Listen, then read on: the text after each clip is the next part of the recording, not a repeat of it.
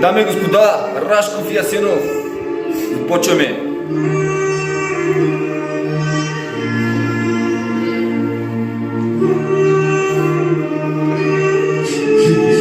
Бау!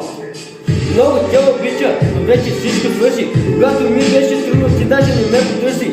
Всичко беше просто една лъжа. За тебе, мила моя, няма да тъжа. Аз имам само нещо да ти кажа. Мила моя, просто ти събери ти багажа. И ето, спира с най-добрия ми приятел, който за мен никога не е бил приятел. Сега, приятелю, остави душата ти да пее, а моята отрада само да се смее.